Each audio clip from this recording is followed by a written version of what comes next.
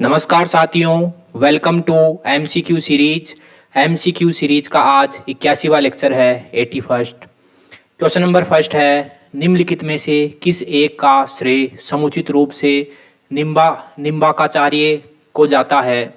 निम्बाकाचार्य को जाता है। तो निम्बाकाचार्य ने द्वैत अद्वैतवाद का प्रवर्तन किया था।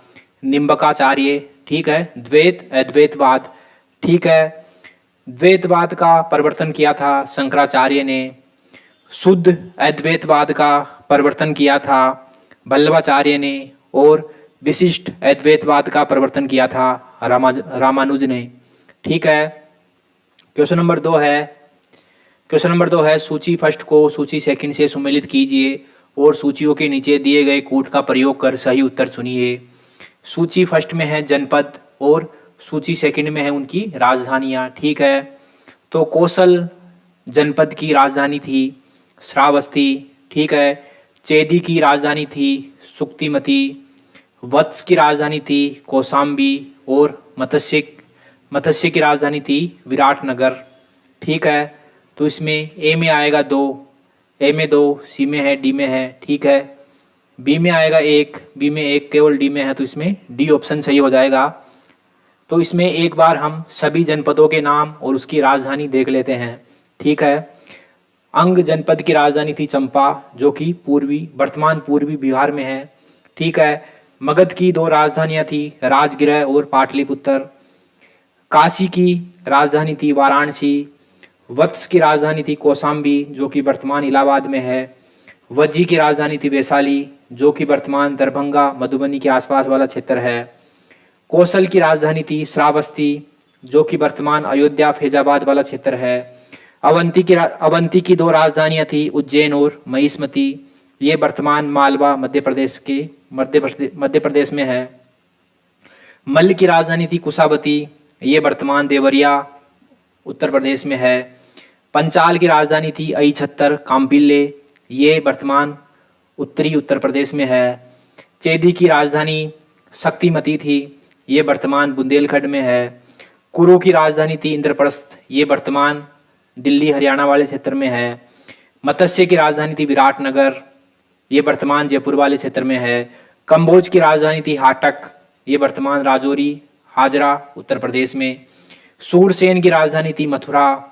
अस्मक की राजधानी थी पोटन, ये गोदावरी नदी घाटी के आसपास वाला क्षेत्र है। अस्मक दक्षिण भारत का एकमात्र महाजनपद था, ठीक है। गंधार की राजधानी थी तक्षशिला, ठीक है। चलते हैं अगले क्वेश्चन की तरफ। क्वेश्चन नंबर 3 है, मेगस्थनीज द्वारा उल्लेखित पद डायोनिसस किसे निर्दिष्ट करता है? तो डायोनिसिस निर्दिष्ट करता है शिव को। मेगस्थनीज डायोनिसिस के नाम से शिव पूजा का उल्लेख करता है, जो पर्वतीय क्षेत्रों में अत्यधिक प्रचलित थी, ठीक है। मेगस्थनीज हेराक्लीज का भी उल्लेख करता है, जिसका तात्पर्य है वासुदेव कृष्ण से, ठीक है। क्वेश्चन नंबर 4 है, किसकी राज्यसभा की शोभा गीत गोविंद के रचयिता जयदेव बढ़ाते थे? तो जयदेव सेन वंश के शासक लक्ष्मण सेन के दरबार में थे। सेन वंश के शासक लक्ष्मण सेन के दरबार में, जो कि बंगाल में शासन करता था, ठीक है। इसके दरबार में जयदेव, धोई, गोवर्धन एवं हलायुध निवास करते थे, ठीक है। 1202 में बख्तियार खिलजी ने बंगाल पर आक्रमण किया और लक्ष्मण सेन बिना लड़े ही पूर्वी बंगाल भाग गया, ठीक है। मिहिर भोज तो गुर्जर प्रतिहार वंश के शासक थे मिहिर भोज। इन्होंने 9वीं शताब्दी ईस्वी में जो है शासन किया था। उनका साम्राज्य मुल्तान से बंगाल तक और कश्मीर से उत्तरी महाराष्ट्र तक था। इनकी राजधानी थी कन्नौज, ठीक है। मिहिर भोज विष्णु भक्त थे, इसलिए विष्णु के सम्मान में इन्होंने वराह एवं प्रभास जैसी उपाधियां धारण की थी।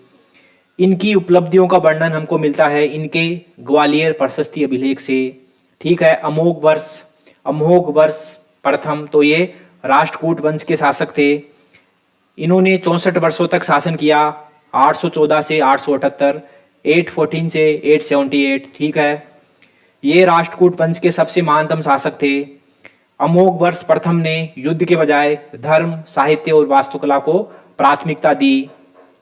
क्वेश्चन नंबर 5 है, निम्नलिखित में से सल्तनत काल में प्रदान की जाने वाली कौन सी एक पदवी आधिकारिक पदानुक्रम में सर्वोच्च थी? तो हायरार्की में सबसे ऊपर कौन सी पदवी थी? तो वे थी खान। ठीक है, इस हायरार्की को एक बार समझ लेते हैं।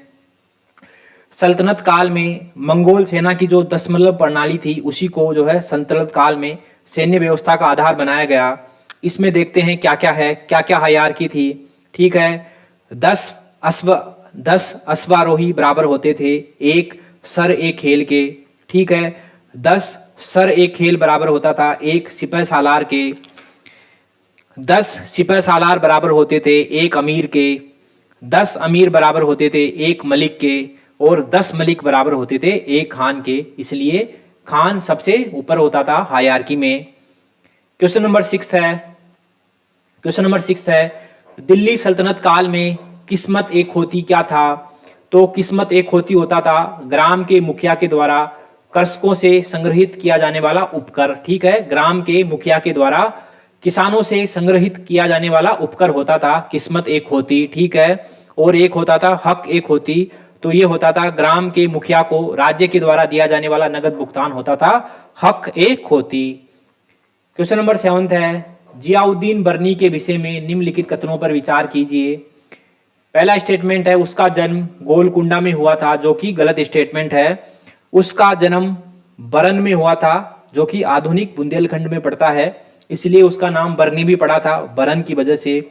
उसका जन्म 1285 में हुआ था और उसकी मृत्यु 1358 में हुई थी। जो जियाउद्दीन बरनी है उसने 8 सुल्तानों का शासनकाल देखा था, बलबन से फिरोज शाह तुगलक तक का। ठीक है, उसकी 2 रचनाएं प्रमुख है, तारीख ए फिरोज शाही और फतवा ए जहांदारी। और वह मोहम्मद तुगलक का समकालीन था, एकदम सही है। और उसकी रचना है तारीख ए फिरोज शाही और फतवा ए जहांदारी। ठीक है, तो इसमें 2 और 3 सही है, 1 गलत है। क्वेश्चन नंबर 8 है, किसी मध्यकालीन भवन में दोहरा गुंबद सर्वप्रथम किसके मकबरे में बनाया गया था? तो ये थे सिकंदर लोदी। सिकंदर लोदी का मकबरा सर्वप्रथम जो है इनके मकबरे में दोहरा गुंबद बनाया गया था। और ये मकबरा बनाया गया था इब्राहिम लोदी के द्वारा 1517 में दिल्ली में लोदी गार्डन में ये मकबरा बनाया गया था। दोहरे गुंबद से तात्पर्य है इसमें 2 परत होती थी, 2 लेयर होती थी, जिसमें आंतरिक परत जो है छत प्रदान करती थी और बाहरी परत में जो है गुंबद को ऊंचाई देने के लिए बाहरी परत का इस्तेमाल किया जाता था, इसलिए इसको दोहरा गुंबद कहा जाता था। ठीक है, इल्तुतमिश का मकबरा था कुब्बत उल इस्लाम मस्जिद के उत्तर पश्चिम में और ये दिल्ली में अवस्थित था। इसका निर्माण स्वयं इल्तुतमिश ने 1235 ईस्वी में करवाया था। गयासुद्दीन तुगलक का मकबरा था तुगलकाबाद किले के ठीक बगल में, ये भी दिल्ली में अवस्थित है। और फिरोज शाह तुगलक का मकबरा है हौज खास में। ठीक है, क्वेश्चन नंबर 9 है, अल बरूनी किसका समकालीन था?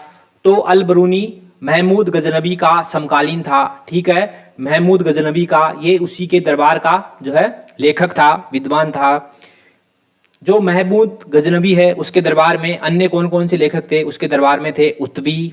ठीक है, तारीख ए सुबुक्त गिन के लेखक बेहाकी और शाहनामा के लेखक फिरदौसी जो है मोहम्मद गजनबी के दरबार में थे।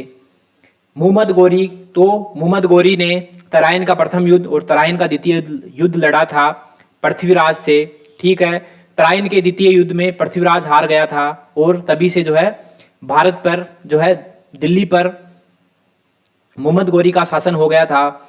मोहम्मद गोरी को ही भारत में तुर्की सत्ता की स्थापना का श्रेय जाता है और इसका गुलाम था कुतुबुद्दीन ऐबक। उसने जो है लाहौर में जो है शासन स्थापित किया था, लाहौर में जो है अपनी राजधानी बनाई थी।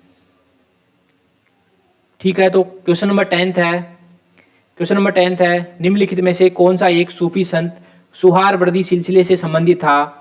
सुहारवर्दी सिलसिले से संबंधित था तो इनमें वो थे शेख बहाउद्दीन जकारिया और इन्हीं को ही भारत में सुहारवर्दी सिलसिले की स्थापना करने का श्रेय जाता है। ठीक है, शेख बहाउद्दीन जकारिया।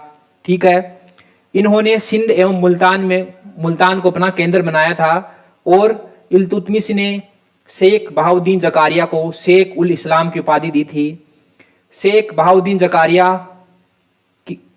के शासकों के साथ राजनीतिक संबंध थे और उनकी राजनीतिक नीतियों को ये प्रभावित भी करते थे।